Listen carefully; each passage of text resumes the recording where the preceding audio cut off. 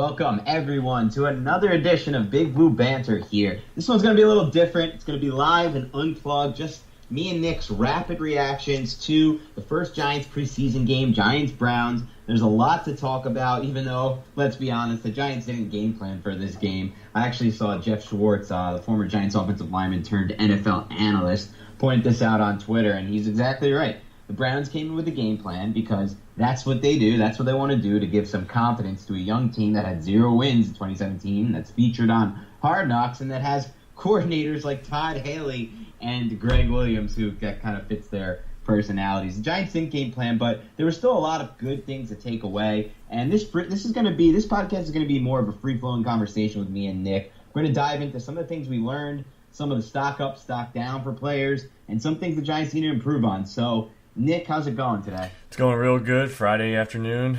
It's almost the weekend, but it cannot not talk about the Giants. We got to do this.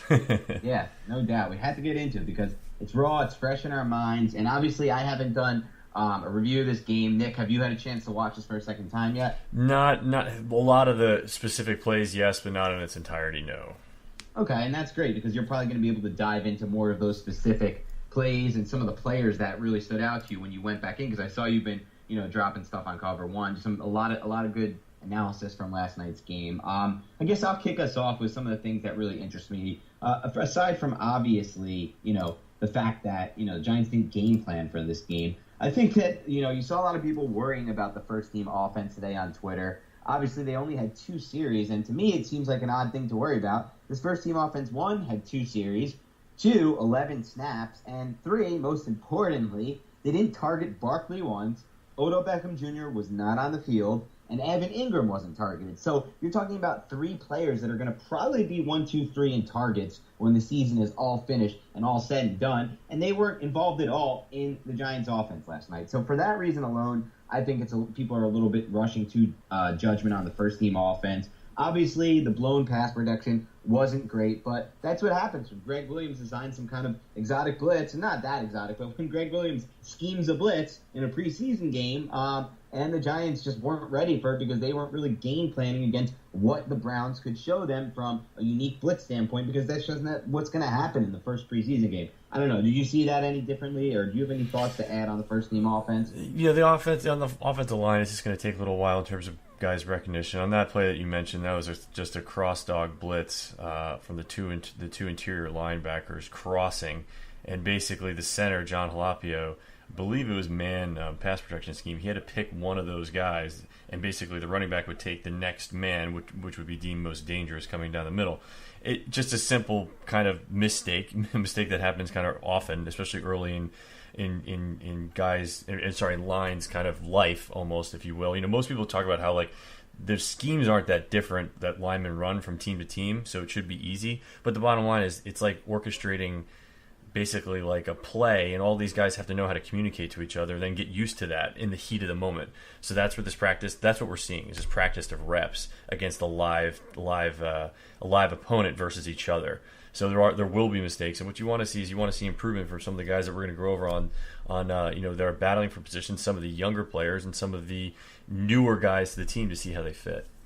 Right, and I mean that's again, I'm not trying to say it was some kind of exotic blitz, but it's a simple mistake I think that Halapio and Stewart can get through. And at the same time, I don't personally expect Stewart to take many of these third down snaps. I don't think Stewart's going to be the third down back when all is said and done. And we'll get to that a little bit later. But to me, Wayne Gallman looked like the clear-cut number 2 as far as from a production and talent standpoint last night in the limited action he got. And at the same time, I also think Saquon Barkley is going to be more of a factor on third downs than people realize, because he's actually very good for a rookie in pass protection. So that was one thing that interested me. Another thing I thought was interesting, Nick, and you can dive into this, was the push up front from the Giants offensive line. So sure, they had some issues in the passing game with pass protection, but in the run game, the Giants really blocked well, I thought. And this really wasn't just the run blocking from the first team unit. We're talking about really throughout the entire game. The Giants ran for 134 yards and just 23 carries, a 5.8 yards per carry average.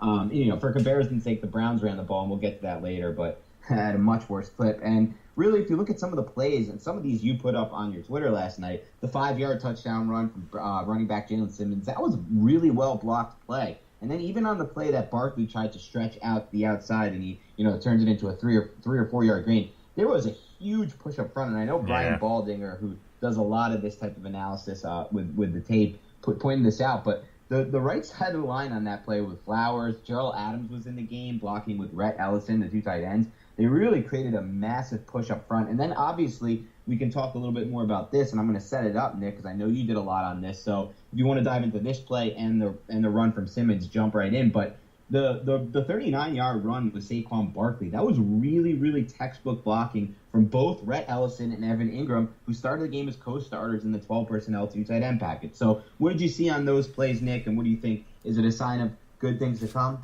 Yeah, absolutely. On the it's almost a little bit of a double-edged sword with Barkley highlighted on that big run, because you see him take inside zone to the weak side and quickly cut it back to the backside. When you cut it back to the backside early, that drives some coaches crazy. Obviously, with Barkley, it's not going to drive anybody crazy, but it limits the play a little bit. It limits against different fronts. It kind of limits what the blocking can do and how it can be set up. But what you saw on the backside, to your point, was 100% on. Evan Ingram last year, if you watch his tape, blocking wise, it's kind of a disaster, basically. I mean, he was pretty much combat ineffective. And here, on the very first play from scrimmage, you're seeing him not only get good leverage on an almost a hinge block on the backside, but then stay with his man, then show great recovery when he kind of lost him for a quick second, and then finish the block. And so for me, that was awesome just to see, number one, obviously Barkley's patience to be able to take all that, and Ellison's good block too. He finished very strong there as well. But you're gonna see that play a lot. It's not some play that they're going to run every so often. They're actually going to build kind of a foundation, I think, off of inside zone, because you can use easy RPOs off of it. You can show different looks, and as they showed on the touchdown too that you mentioned, that was a very simple inside zone with a kicker bootleg look from the quarterback just to hold the defensive end. And so, again, very vanilla schemes like you're talking about. Like, they didn't really want to show a lot of the playbook. But at times, I think the line executed and had a push. The double-edged sword with Barkley, not just to keep on going, but the double-edged sword part with Barkley, to your point about the line push later, on a few plays later in the game, Barkley has to find a way to lower his pad level, run tight, pad level, and run tight and get behind his blockers. And some guys, I don't know if you noticed on Twitter, it becomes like it's almost like we're calling out Barkley's manhood or something by saying that he should do that. We're not. It's more just saying get in a good position to, the scouts love to use this term, fall forward. When you fall forward, you can get 1 to 2 extra yards. Well, if you're 2 to 3 yards downfield already, they were talking about a 5-yard gain. That's your job. And so I think it's almost a mentality thing. It's for him, it's a vision thing, getting used to it at the pro level. That's exactly right, Nick. He has to get used to it. This was his biggest issue at Penn State. Like, people have to have thick skin on it. It's like you say one thing about Barkley and everybody goes off on you. But listen, he wasn't a perfect prospect. He's a very good prospect. I think he made it pretty clear why he's such a crazy good prospect. And they didn't even use him yet in the passing game. That's going to be really where he makes one of his biggest, where he really can stand out as well. But he had issues with negative runs at Penn State. Now, Penn State's offensive line was not very good, and their offensive scheme did not do him any favors running that weird shotgun scheme. But like you said, even on that run that I talked about where the right side of the line got a really good push up front, even if you want to say, okay, Barkley couldn't have jammed that inside because there was it was either safety or linebacker who filled the hole, if he does cut and slam into that guy, he has enough power, and he can lower his pad level to the point where he can drive that to a 4 or 5 yard run. The safety was not on balance. He had enough space to drive through him. And then even if he doesn't, the first bounce out there, Ellison and Adams are holding the block enough to the point where he can cut that back right there and pick up 4 or 5 yards. Instead, he bounced it outside. I think he ended up getting 3 or 4 yards on the play, but that's only because he broke a tackle at the very end of the run, where a different kind of, if a different defensive back fills there, it's probably it's either a 1 yard gain or a no gain on that play. So that was interesting to me with regards to that. And then you mentioned it up front with what, the improvement you see from Evan Ingram. And I think this is really going to be a big factor this year because Ingram is going to have to block. They're going to run the ball a lot. This is a team that ran the ball, this is an offensive coordinator with Pat Shurmur that ran the ball the third most times in the NFL last season despite losing Dalvin Cook. We can't forget that. And today, during his conference call with reporters, Shermer said, if you continue to commit to the run, you're going to get those big splash plays when you have a running back like Saquon Barkley. And I talked to Evan Ingram earlier this offseason in July at his Hyundai Youth Football Camp, and he said, listen, my game benefits from Rhett Ellison. He's a technician with everything he does. He says, as far as blocking goes, he's the best technique-wise, he's the best blocker he's ever seen.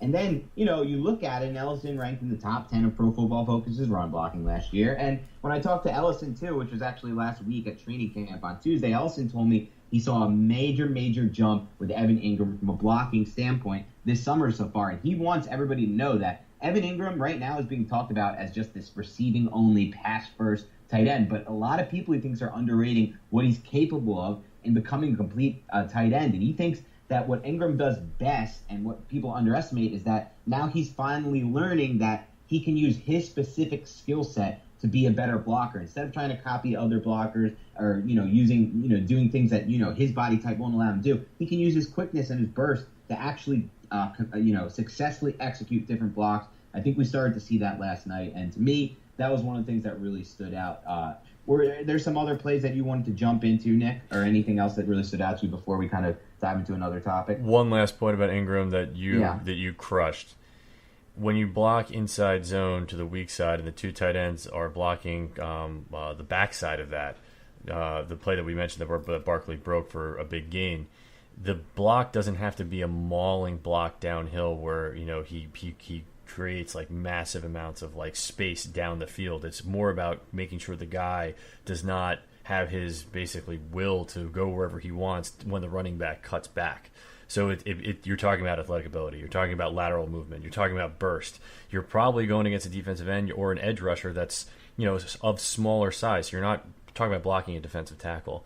So it's hitting on those specific things that take effort, detail, and a coaching staff that's emphasizing that. And I think they have that this year versus a kind of everyone's fitting their everyone's kind of like a whatever cog you are in the wheel like it was last year. Exactly right, Nick. And we got a lot to talk about here, but we have to jump into one of the most important things to talk about. Everyone's going to want to hear about Davis Webb, and I know you did a lot of work on Webb and about his game. I want to make my points first, and then we're going to dive into you. We're going to let you take over, Nick, because you've actually done the work and went back and looked at these plays. I saw one look on it, but you know what? What I saw last night is exactly what I was saying on Twitter for about 3 months span after the Giants were clearly in that 2 hole for the number draft pick, and why I made the case so strong that I don't believe in Webb. I can only go by what I've seen from Webb at the collegiate level. I get it. He played in a basic offense. He's working hard. He's trying to learn the playbook. He's working with his trainer on his footwork and all those things. But you know what? Simply put, to me at least, and to a lot of people, Kyle Lauletta looked a lot more game ready last night than Davis Webb. And we got to remember something. Lauletta, one of his calling cards in college, and one of the reasons people liked him as a prospect, was that he's calm and collected in the pocket. He moves his feet well in the pocket. He doesn't have happy feet. He has good touch on his passes. And, if not for that defensive pass interference, he could have connected on a long touchdown. That first throw, I thought that was a perfect ball. And we can get into what you think about that, Nick. Actually, before I go a little deeper, what did you think about that first ball? And just overall, what do you think about Lauletta, who finished 6 of 9, 48 yards passing? More yards would have came if that pass interference, if the guy didn't interfere and that landed for a big completion. And, he's doing it all with third stringers. I want to know what you think about Lauletta before we dive into Webb. Sure, I like it. I did a pretty big deep dive into Lauletta's college experience for a few months ago for Inside the Pylon, so pretty familiar with him there. And it's a guy who is just he's great footwork, tremendous rhythm, and he's at times over aggressive despite having throwing into tight windows often. Right. And I think that's what you saw a little bit last night. So I think the first thing that jumped on me is his mental processing at this level. Can he get that down? Because I think, kind of like how you think, he has a lot of the other things that'll fit the best in Shermer's scheme. So it comes down to whether when he makes those anticipatory throws, if he can have the right processing to know when to make them and to know not when to make them. I like that fade that he threw. It was accurate. It was a good throw type. Not even accurate. It was good ball placement, and it just it was what it was. It was a preseason game where the ball wasn't completed. Overall, he has good sound. I liked his decision making overall, and I like his mobility and how fluid he is when he moves. So it's one of those things where I think for a young quarterback, they can move the pocket, they can get him into bootleg where he's in spots where he's very comfortable to make his to be an athlete basically. Yeah, definitely. And you know what play actually stood out to me was, and you talk about the mental process, and that was another thing. He works those reads. That was another thing that worried me about Webb. He didn't have to make full field reads at Cal, and he really didn't make many of those reads. And like you said, the anticipatory throwing. You see that from Loletta, especially in intermediate range on his college tape. From Webb, you see a lot of throws that are being made way after the receiver gets open. Instead of throwing the receiver open, he throws after that. And, the throw that really stood out to me for Loletta was the hitch on the left sideline. I believe it was to Roger Lewis. That ball came out really, really quick. He processed it that fast, and I felt like the minute Lewis was getting out of his break in that hitch, he caught the ball. What did you think about that play? Did that one stand out at all to you? A little bit. It almost stood out more as a contrast to people have to understand. I think that the footwork drives the timing of these plays, how far they drop, and then versus what the route that they're throwing. You clearly saw with Loletta there when he gets. All these guys are nervous, right? Everyone's nervous. It's the beginning of the season. They're competing for jobs. It's very difficult, right? And so he's a guy who falls back on footwork and looking to make kind of the right throw within the structure of the play. And like we said, it throws in anticipation for guys to get open in a rhythm and timing concept of a route. What you see to kind of contrast it, what you see with Webb is a guy with a much bigger, stronger arm who is used to, just as you said, kind of throwing it and kind of gunning it into positions where maybe the guys have been open for a few seconds. And at the college level, that totally works. At most levels, that totally works. At parts in the NFL and systems in the NFL, that works. But what you saw with Webb last night was just when things kind of break down for him, his mechanics and some bad habits come back into play, and we can get further into this, where you see the accuracies come. When I came and I looked at it a second time, I think the inaccuracies come from the bad habits that lead him to be behind, to be beats late in his reads, and when he comes through with the ball, he's basically rushing, I think. Yeah, and I mean, if here's the deal. Webb's been way ahead of Loletta in training camp practices. I've been there. I see it. He's getting all the second team reps, and Webb looks okay in practice, but doesn't look. People talk about all these splash plays he's making in practice. They're there. But you know what else is there? A lot of interceptions, and that's with no pass rush. Like I've been saying the whole time. Just like you said, it's very different in live game action when the nerves are up and the pass rush is coming and the protection. And instead of the defensive ends having to hold up if they get through, or having to just blow past 5 yards behind the quarterback into the backfield when they get through and when they beat the defensive end or defensive tackle, they're coming to get you, and they're going to hit you, and they're going to lunge at you, and you're not going to be able to throw from such an even base unless you process it a lot faster. So that was what I warned about with Webb the entire pre-draft process when I was, made my strong push that the Giants needed to draft a quarterback with their one chance really at the top two pick, but they didn't do it. We have to move on from that. But just to go over a few more things with Webb, and you could dive back in if you want to, or we can move on. He went 9 of 22 with 70 yards passing. 70 yards passing on 22 attempts is really, really bad, and especially when a lot of that yardage came on checkdowns to Wayne Gallman,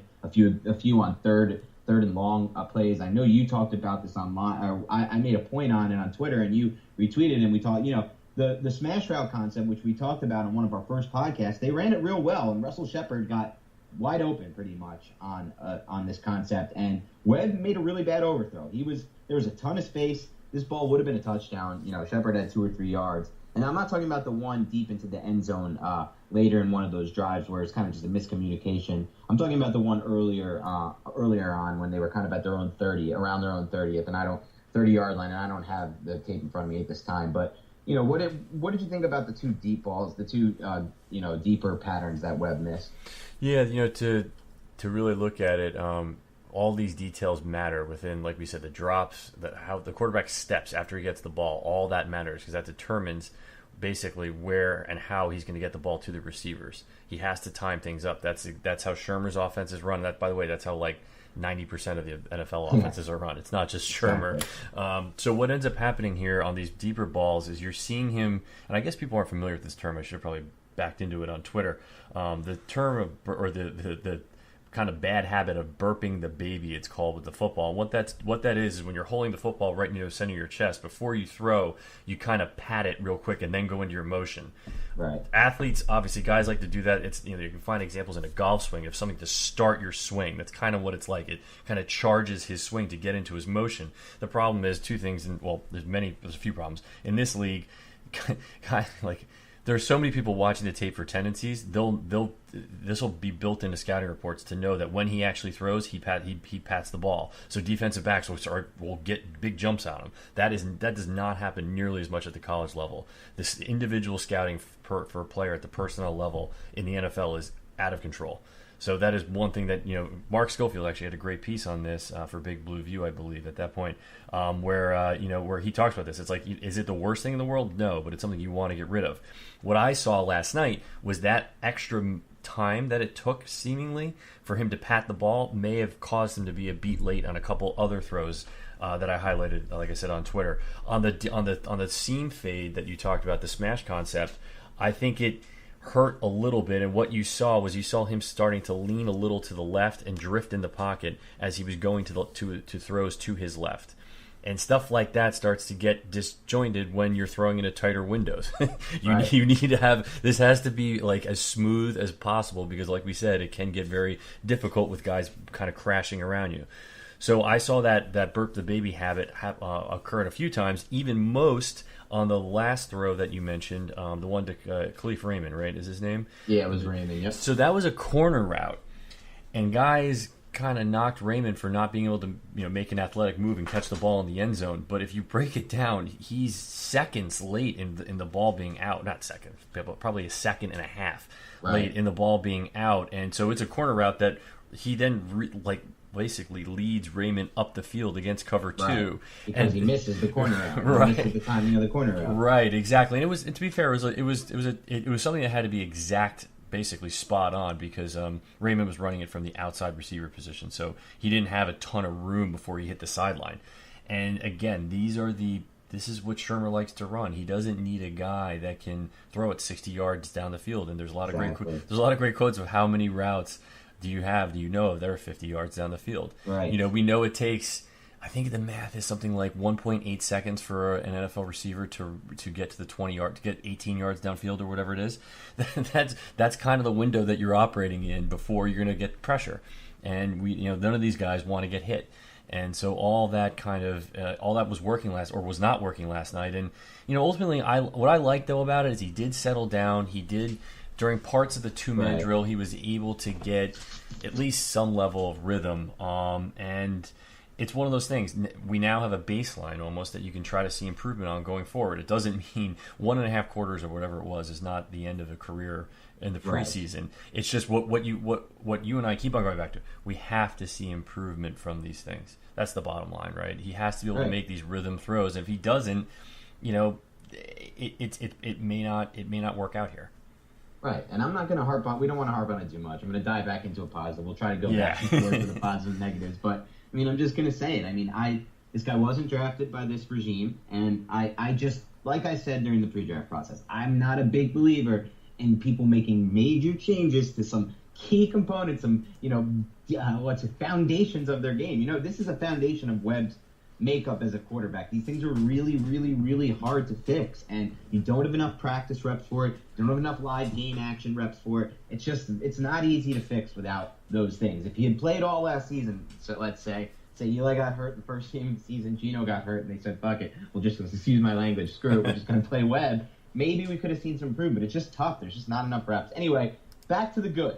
What I liked about this game was the Giants' run defense. And again, you shouldn't be surprised to see such a dominant performance from the run defense when you consider what we talked about on the last podcast, which is a deep, super, super deep front seven, a rotation with tons of guys. 7 guys they added this offseason to go along with Damon Harrison, B.J. Goodson, and Dalvin Thompson. And you saw it in action. 2 seasons ago in 2016, the Giants had the 3rd best run defense in the NFL. They let up 88.6 yards per game. Last season, they had the 27th best quotation marks, and was just trying to keep it on the same instead of saying the 5th worst or whatever. Run defense allowing 120.8 yards per carry. Last night, the Giants allowed 50 yards rushing on 33 attempts, 1.5 yards per carry average. What was even more impressive to me is it wasn't just the first team unit shutting down the run. The second team unit, which had to go against Nick Chubb, who was one of my favorite backs in the entire draft, a guy who they clearly wanted to get going, the Browns, based on his usage. Well, they held him to 11 yards rushing on 15 carries, tons of negative rushing yard game. The Giants defense was in the backfield. Every play he was on the field for, the Giants defense was right there in the backfield. Big plays from several players on that run defense. We saw Robert Thomas. We saw Josh Morrow get in. That second-team run defense, man, there's a lot of depth on the Giants front seven. I think this run defense is if I'm going to give you one bold prediction for the Giants that I'm most sure about for the 2018 season, yes, I'll make it right now, Nick. Not based on this first preseason game, but based on everything I've seen. It's that this run defense is going to be back in 2018. It's going to be, again, one of the NFL's best run defense. James Betcher has only coordinated top 9 run defenses in his 3-year career. And to be quite honest with you, I don't think that the Cardinals have had that much talent in their front seven to the point where that's the reason why. So what did you think? What did you see from the run defense? Do you think my bold prediction can come true when this could be another top 5, top 10 run defense? Yeah, I think especially too, and I don't have the stats right in front of me, but Betcher was able to get both levels of a 3-4 base defense, DVOA-wise, very, very good last year over at Football Outsiders. So what I'm saying is statistically, it's kind of rare to see both levels be like top 6, I think it was at one point when I looked last season. And that is a big deal for me coaching-wise, where they're able to keep that in focus as they do everything else. I mean, this is mostly we're talking about a pass-heavy league, right? So it's almost like the run is neglected. And, some say that's kind of a weakness. I think it's kind of a strength because it makes offenses one-dimensional. It makes your defense face third and long statistically at a higher rate. And I think that's what the Giants' pass defense really needs to kind of help it out a little bit. One guy who did flash a little bit, excuse me, in run defense was Ray Armstrong, and I hadn't had a chance to take a long look at him from last season's tape. But he's a real athlete who he is very good in coverage, but really had good play speed. What I saw, mental processing to kind of get in the middle of the field or as a middle of the field linebacker, and I just think that's going to be a nice third option that they obviously need. And I think he stands out there. Yeah, no doubt. And here's the thing about Ray Armstrong that a lot of people don't know. He's a guy who, was pretty good college football player at Miami and just, never found a good fit. And I think this defense is actually a really good fit for his specific skill set. So now we're going to transition back to the bad. Obviously, the Giants secondary was not very pretty last night. A lot of people are crapping on Leonard Johnson for the long slant touchdown he gave to Callaway. I'm not going to hit Johnson hard for that one. You can tell me if I'm wrong, Nick, but I thought that was just a perfect perfectly timed dart throw from Baker Mayfield, who looked awesome last night, by the way, let's be honest, to a receiver who's many people said was a first-round talent, dropped into the third round because of his off-field issues. Aside from that, I thought Johnson made a nice play from the slot on a pass breakup to force a punt earlier in the game. But just aside from Johnson in general, what did you see from the secondary? Because I know you pointed out a few things on Twitter about Darian Thompson, for example, and then Andrew Adams, I believe it was, later in the game. So kind of give me the breakdown of some maybe the alarming things we saw from the secondary.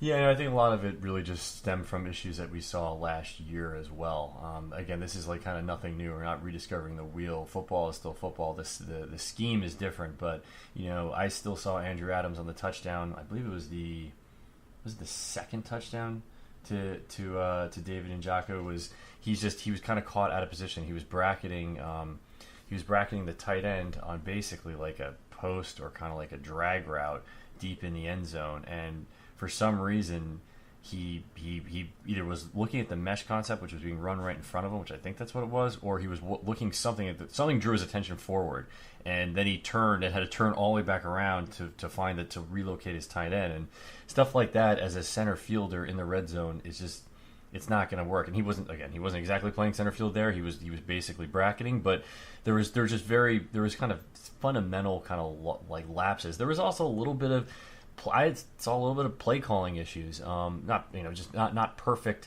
play calling within the structure. On the 3rd and 18, the play that everyone kind of groaned on when Mayfield stepped up in the pocket and completed that post route to the formation side. That side of the field was playing a version of cover 3 where the guys kind of have to know. I believe the corners Adams was the safety. I think the corner was Webb. Just from a situational perspective, they kind of want to be closer to the sticks there, Right. playing cover 3. They were playing basically cover 3 like it was 3rd and 40. And I get the protection, but the other point of this is there was no deep player to that side of the field, so they had no real distraction. The deep guys were going on the opposite side of the field on a divide route, so it was situational play call with like maybe not the greatest play call for that version of cover 3. Just stuff that you're going to kind of iron out over time. The issues, kind of like what you mentioned, the slant route that was not ideal. I almost think the bigger issue there was not the corner, but the safety. The safety was backup or not backup, but who was that? Orion Stewart. It was Orion Stewart, and he's competing for a spot. And so he's not going to make their roster, Nick. Let's be honest. Right, but what I see though is what I see parallels to last year with Darian Thompson taking poor angles, and I know it's a new coaching staff, and I get all that, but it's one of those things you have to see. The overall group has to get better. It has to be. They have to pick it up because when you miss tackles in man, you've got a real problem. And teams like the Eagles, and again, I shouldn't bring up the Eagles so much in this podcast, but teams like the Eagles, they weren't great tacklers and they won a Super Bowl. But guess what? If they were they could get exposed for sloppy tackling, and that means big plays. Yeah, and think about the times the Giants played them both times last year. Exactly, and so that's what you kind of see. It's not just them. It's kind of everyone when you play that level of man, and that's what Betcher's going to want to do.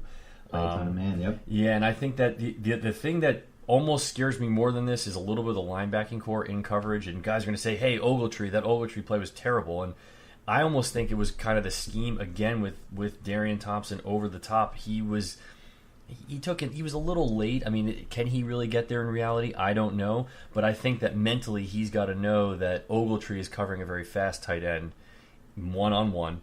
And from a tough angle, from the weak side linebacker position, or I think it was weak, it may have been the strong side, I forget. But the point is that, I think that mentally he's got to realize that his weakness that he has to help is on that side of the field, not on the opposite side of the field where the strong safety and the corner were. And so he was late on the play, and it was just a really easy touchdown. I think those types of things you're gonna have to see improvement there. Bottom line up front, these guys are gonna be able to get after the quarterback. We know they're gonna blitz. We know the pressure is gonna come, but can the back end stand up? The next 3 weeks are being a good indication of that. Yeah, we're gonna have to see because, and again, remember though, Nick, and I'm sure you can confirm if I'm wrong on this, but we're not gonna see all of Betcher's blitzes in the preseason, and so that's gonna play a big factor in mitigating some of the weaknesses in the secondary. But maybe a glimmer of hope in addition to that is that maybe Curtis Riley, they really like what they've seen in practice so far, and if he can get that hamstring healthy, maybe he's just the guy at safety. Maybe he's the one who can take these better angles to the ball. Because I agree with you, there, throughout all three levels, first team, second team, third team, you really saw some bad angles taken by these safeties, and that was an issue, like you said, for the Giants last season. And it really can't afford to be an issue again because it led to a ton of big plays. I want to ask you something, too, just if you saw this from a schematic standpoint. The Giants gave up an incredible amount of touchdowns to the tight end position last year. It's really been an issue for this defense for years and years and years. They gave up big plays against the tight end last night, 2 touchdowns to David Njoku. What do you think? Was that more of a schematic breakdown? Was that the Giants not showing everything they want to on defense? Was that the players getting lost? What were the issues there? Yeah, I think we kind of just touched upon the two. Yeah, I would kind of say lapses in coverage, and then from last year, I don't want to. Well, I just mean where they we touched upon them in specific plays, but do you think this is something So more so, you're going to blame, is it the safeties on those, would you say? Yeah, and that's where I didn't want to pick on anyone. Because I'm worried if it's if you're going to say, okay, it's the safeties, or is Alec Ogletree also going to be an issue in coverage? So they can't afford for that to be the case. Yeah, and that's kind of what I am kind of getting at a little bit. Okay. I think that's what. Look, I think one of the better parts about this podcast versus others is we're going to kind of get into everything and kind of look for the truth, right? We're going to look for, the Giants, like every team, has weaknesses, and I think their linebacking core coverage-wise, whether it be Goodson, Ogletree, or even at times Collins, right, covering the tight end, against some faster tight ends, that's a tough matchup, and that's a matchup that they're going to have to do some things, I think, especially over the middle of the field, where they're basically bracketing or some level of double teaming over the middle of the field until maybe Ray Armstrong steps up, because we know he has the athletic ability, in my opinion, from what I saw last night. I think he can cover guys. I think that, and I think Ogletree does, but it's not consistent enough yet, at least on tape from last year. He has the speed to do it. I think it's just the guy's doing a lot. I think he's in a much better position this year than he was last year, and we talked about that last time. I love Goodson in zone coverage. I think he's very good. I think he's got really good awareness. I think he's got really good recognition. I think he's quick. But if you ask him, I think, to cover, a tight end on an out route or an option route, that just gets a little. You want to get the pressure there first. And so I think that's something that, again, I think teams are going to target that. But again, there's ways to get around this. Yeah, very interesting. Just a few more points on my end, and then you can kind of wrap it up too. We'll just kind of wrap this again. Just a quick reaction show. I'm going to dive into some. Feel free to jump in at any point and then share anything else you took away. I thought it was interesting how disciplined the Giants came out last night from the penalty standpoint. Yep. Only 4 penalties all game for 33 yards. You contrast that with the Browns, who committed 13 penalties for 141 yards. So, that's something that Pat Shurmur said he wanted to make a commitment to, having clean football and not having too many penalties. I don't know if there was anything you wanted to add there. Yeah, no, I mean, the two, they had what? They had 2 unsportsmanlike, the Browns had 2 unsportsmanlike penalties in the first, 4 minutes. I mean, yeah, you're seeing there's a different ship being run now, and there's a conscious effort to, look, let's just say it, to do things the right way. There really is. I mean, you can see it on the tape, on the small amount of tape right now, you can totally see it. Can you believe it? Just made me think about what we saw, that very opposite from that Browns coaching staff, at least what they showed us on HBO. I couldn't believe they aired that. Some of what we saw, it was cringeworthy watching Todd Haley and Hugh Jackson in the meeting room talking about the offense and talking about playing injured players. But too much. Dan's just for real quick background for guys that don't have HBO or didn't see it. Dan's talking about an internal meeting that obviously HBO was recording, where Haley basically called out the normal way of doing things for the Browns is basically letting players not practice if they didn't want to practice. And basically Jackson kind of giving a different perspective, saying, hey, we want to have these guys available when they're available. And just super awkward.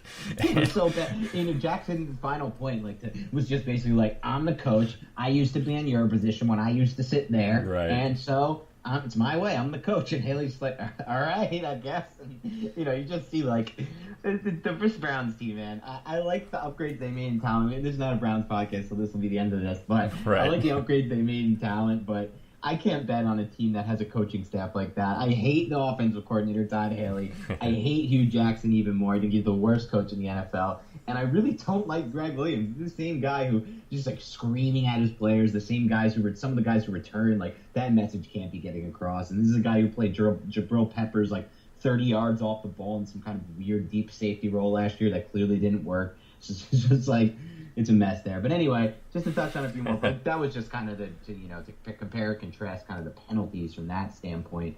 But just a few other things that stood out to me, and then we can dive in you. How about Chad Wheeler? I thought Chad Wheeler actually looked pretty good last night. Looked better as a left tackle. They mixed him in on the left and the right side. But, I didn't have much hope for Wheeler going into this game, even though he did put together pretty good game tape last year when they used him at left tackle. Really bad game tape at right tackle. And he does have those good natural feet. But I thought he looked pretty good last night from my first run through the game. I'm going to have to rewatch it. I'm going to take a major focus on Wheeler based on that. But what do you think about Wheeler? Did you get a chance to look at him at all? To be honest, I really didn't. I saw a couple plays. Again, I think it all kind of, we need to see more consistency from that second line period. Right. And I think we're gonna get it especially with the current coaching staff as the games go along. Yeah. And then one last point for me, and then you could jump in with anything else, and we'll wrap it up here. It's just Wayne Gallman, Jonathan Stewart. Man, oh man, I can't foresee too many snaps where I want Jonathan Stewart on the field in 2018 if I was head coach in the New York Giants. I would want Saquon Barkley on for close to a Le'Veon Bell-like role. That's just me. And then Wayne Gallman for every other snap. I mean, Wayne Gallman looked so much quicker and more decisive, so much better in the receiving game than Jonathan Stewart. So, I don't know, what did you think you saw there? Could we have any hope for Stewart, or is that just going to end up being probably the worst signing of the offseason? I don't know about the worst. I think that the intangibles maybe that he brings and the familiarity to for Barkley. There's stuff that maybe we're going on, and I'm not just some permeable on Stewart, but I think the other side of it is now for camp, these guys are really finding out who can add value down the stretch. And if this team ends up 8-8, these type of marginal players, guys that maybe aren't really talked about that much. I'm talking about guys like Wayne Gallman. Like, they're probably going to play a bigger role. I mean, no one played a bigger role in the Super Bowl than Corey Clement, and he was an undrafted free agent that basically no one knew at this point last year. So you look at stuff like that, and I think these battles are going to be interesting to watch. But the points on Gallman, I think, are right. And who was this is so bad, I wasn't even realizing who the third string running back was. He flashed to me as well. Oh yeah, dude, the third and fourth, I guess it's third or fourth and fifth string running backs. Yeah. First of all, they've both been great throughout camp. We're talking about Jalen Simmons, who was they signed him earlier this year before free agency, and then the rookie undrafted free agent Robert Martin. Simmons looked really good before he got hurt, and then Martin came in and looked really good as well. Both averaged 7 yards per carry. So both those guys have actually looked really good in training camp as well. So those are interesting names to keep an eye on. Are they special teams guys too? Because I'm seeing a theme that they're bringing on good special teamers too to basically guarantee their spot, and that's the way you build a team. I mean, like, because there's going to be injuries. You can't avoid that. We can't expect Barkley to be there 90% of the time or whatever it is. You have to be ready. And yeah, no, I definitely am seeing good things or more conscious things versus just paying for flashy personnel or position players. Yeah, and then just one last thing we're going to dive into, just a real quick thing. Pat Shermer kind of gave an update on the injuries from last night's game today in the afternoon during his conference call. So we got a hamstring injury for Darian Thompson. If you noticed, he came out of the game. He got injured actually on a special teams play, so that wasn't ideal. But there's no timeline yet for that injury, but hopefully that one's not too long because, as you said, he's got a lot of work to do to try to win that job, try to win that free safety job. And then injury to defensive end Christian Sokoli, who actually looked pretty interesting in training camp. Obviously, it's an incredibly deep defensive line, and it's going to be tough front seven. It's going to be tough to make the roster, but he's been pretty solid. And then Jordan Williams, the outside linebacker who was with the team last season and actually had a really good preseason. He is in the concussion protocol after taking a hit from Orson Charles. It was a low hit. It was a helmet hit, actually. He was called for the 15-yard helmet penalty the first of the game. So that's what we got on the injury front. Otherwise, nothing too crazy, and that's good news because, these injuries can come at any time. Awful news today for the Washington Redskins. Yeah. Second-round pick Darius Geis out for the year with a torn ACL, and he was my number 2 overall back in that draft because loved watching his game tape. So that's a shame. Also was one of my fantasy football targets, a guy who was going to get almost no matter what. So there's another reason why that one. But more importantly, I feel bad for him in his career. He was really taking well to the Washington area. So hopefully he can come back good. Is there anything else you wanted to add, Nick, before we jump off and I give a quick recap of what's to come? I think I can't not say the recent signing of Monmouth safety Mike Basile. Is it Mike Basile or Mike Basile? I don't even know. I think it's Mike Basile, but I actually don't honestly know. Yeah, so he's a guy who I haven't had a ton. There's not a lot of tape for the Monmouth University Hogs. There's a couple of games, but he's a guy that, again, I think this is like a wide open competition. I think he'd be an okay strong safety for the practice squad at least type thing. And for this, depth is depth, and he's a guy who can certainly. I think he was the all-time tackler at Monmouth. Wow. And so one of those types of guys where he was 6'1", 185. I think he's like Matt Thau's size out in Arizona. Matthew's size, I should say, out in Arizona. So someone who is it that player right away? Obviously not, but it's something where you got to give the shout out because I like the move for depth here. It would be really interesting to me if he actually could beat out the safety valve. Because remember, there's also Sean Chandler, who's been really good in camp, and he's buried on that safety depth chart because there's a lot of bodies competing there. But yeah, give him a shout out because why not? All-time leading tackler, Monmouth, local kid. So good luck to him. Anyway, guys, thanks for tuning in for this quick rapid reaction podcast, and I'm excited to say I've got a little bit of a big plan next week for our podcast because our Lions, Detroit Lions on 24/7 sports writer and reporter Max Demera, a guy who I'm really good friends with, probably the nicest guy at my company, is going to be at Lions training camp, and he's going to be there for the joint practices with the Giants next week. I believe the joint practices are going to be Tuesday through Thursday before the team's second preseason game in Detroit against the Lions on Friday evening. So he's going to jump on the podcast with us. Hopefully, I'm planning. Hopefully, Nick and we can hammer these details out after the pod. But for Wednesday, after he has like a couple days at practice there to see what's going on, but he's going to give us some thoughts from practice on what he's seeing, and we're going to try to preview that Lions game. So on that note, never great at these sign-offs. Every time I play back the podcast, I always notice I wish I had a better sign-off. But on that note, I'm just going to throw it to Nick. Again, guys, remember, last thing.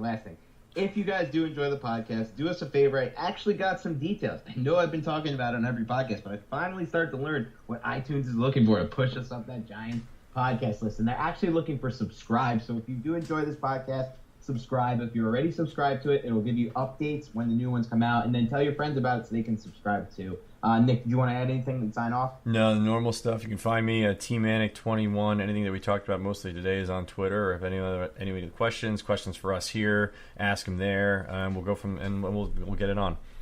Yeah, and if you guys like what Nick's talking about with this game tape breakdowns, go to his Twitter. He puts a lot of good stuff out there. He had about 5-10 clips from last night's game that were awesome that I rewatched this morning for this pod. So definitely check us out there. And on that note, go Giants and have a great weekend.